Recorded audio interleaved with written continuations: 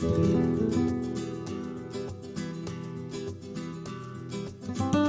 today we are going to draw a set of 3 different red carnation blooms. We are going to draw one at the top that's more pointed towards us, so we see the top of that carnation. We'll have another one that goes off to the side a little bit so that we can see this green portion and the side of the carnation.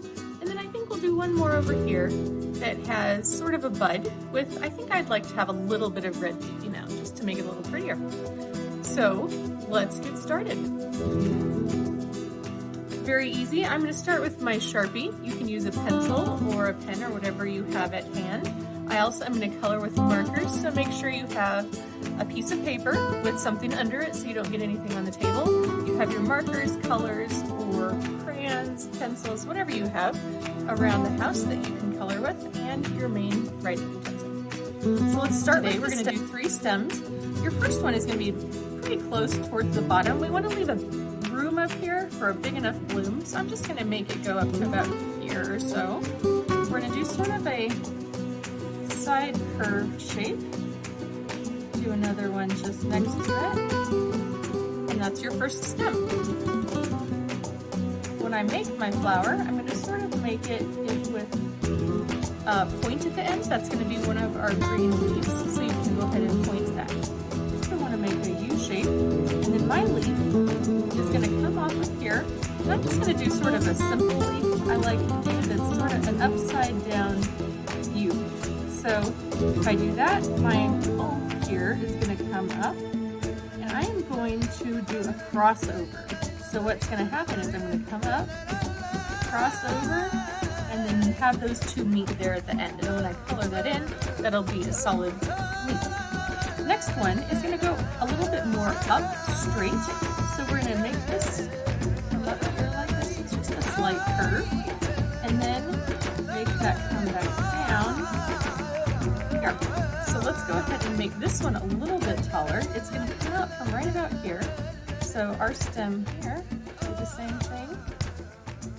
Make that stay fairly close together. Just got your hand. Now I'm left-handed, so I'm very talented at, if I didn't have a Sharpie, I would drag that marker all over the place. Any of you have that problem when you pull your hand across it? Next one, we're going to make a little bit shorter because this is the bud. It's going to come out this way. And just come up that same direction. We're going to go ahead and make that point like I talked about here on this one. Then I'm going to make this part around that sort of holds that bud in place with the green. It's going to be a pretty tight fold, so we're just going to actually do sort of a widened W shape there. So that goes like that. Our next spot, we're going to do 2 lines going straight up, and that is still going to be a green part. Make another W shape, and then our bud is going to be this part at the top is going to be the red part. So you can make, if you notice, the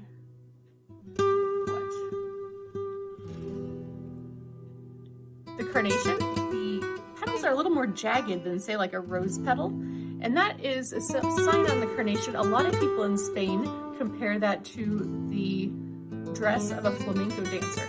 And so that's sort of cool when you think about that, the flamenco dancer spinning around. So do as many lines on that as you want or not, but that part is going to be red.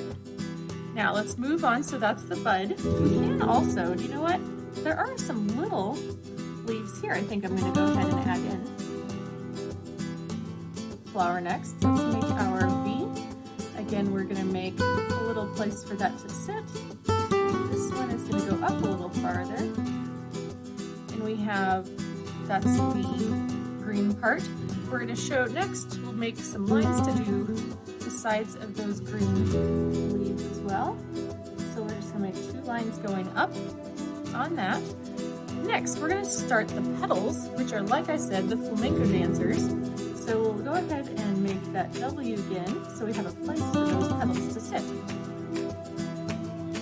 Now, we can make these as jagged as we want, as I said. If you want just the edges to be jagged, you can do that. I like to sort of do this, make it come down, and come back up. right back in there. You can add more or less as you wish.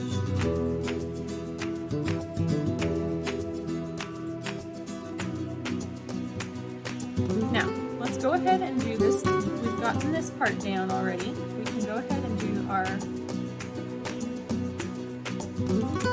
a little different on mine, isn't it? So, pull it right out. Like so. So I'm going to start here in the middle, and I'm going to sort of pretend that this petal is crossing in on each other and make a shape like so. Around this, I'm going to start building my carnation. If I take a look at that, let's see, how would that look? So if you want to go down and up and around, or however you want those petals to go. See, this is where it's not bad to have a wiggly hand.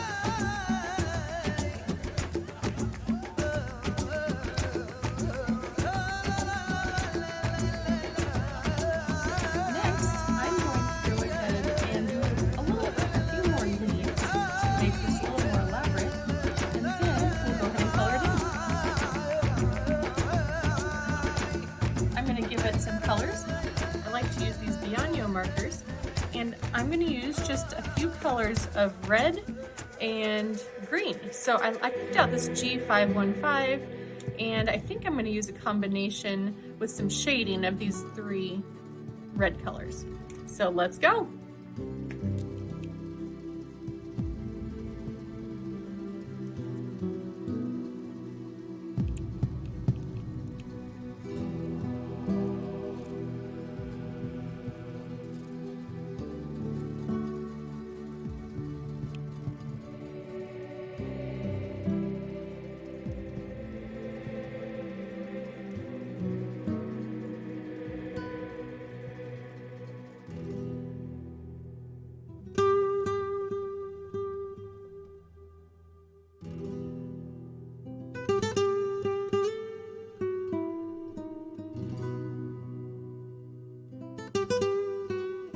And there you have it.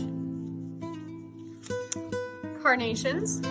Did you think that was going to actually turn out looking like carnations? Well, it's not perfect. I can definitely tell that that is what we are trying to draw. So for someone like me who is not an artist and has not had any formal training, I'd say that's pretty good. I would love to see your drawings as well, and I hope they are even better than mine. So take some time, practice it a few times in your sketchbook or on some paper, and have fun with it. I hope you enjoy this National Flower of Spain.